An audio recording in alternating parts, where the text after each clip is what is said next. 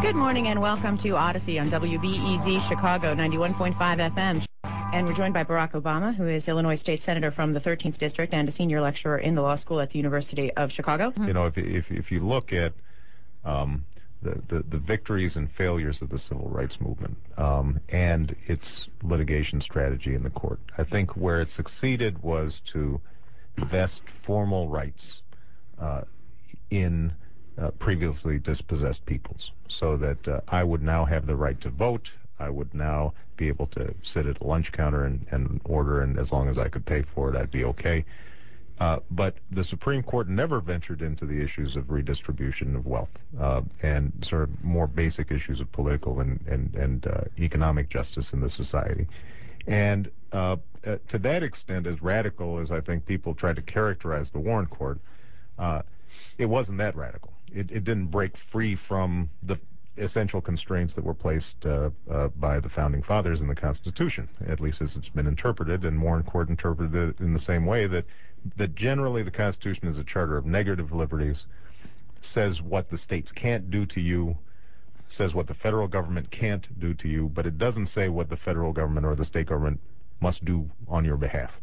And that hasn't shifted, and one of the, I think, the tragedies of the civil rights movement was because the civil rights movement became so court-focused, I think that there was a tendency to lose track of the political and community organizing and activities on the ground that are able to put together the actual coalitions of power through which you bring about redistributive change. And in some ways, we still suffer from that.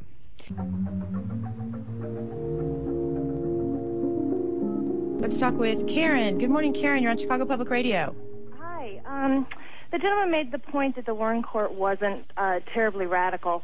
My question is, with economic changes, my question is it too late for that kind of reparative work economically, and is that the appropriate place for reparative economic work to take place? You mean the court? The courts, or would it be legislation at this point? Yeah, you know, maybe I'm showing my bias here as a legislator as well as a law professor, but you know, I'm not optimistic about bringing about major redistributive change through the courts. You know, the institution just isn't structured that way.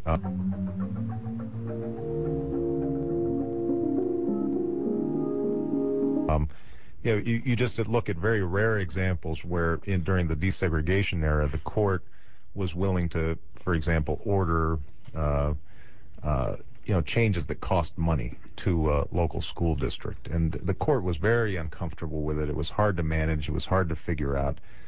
You start getting into all sorts of separation of powers issues, you know, in terms of the court monitoring or engaging in a process that essentially is administrative and takes a lot of time.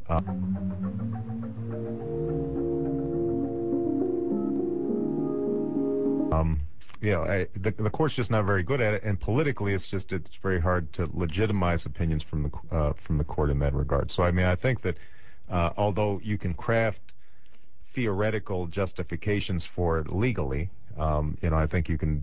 Any three of us sitting here could come up with a rationale for bringing about economic change through the courts.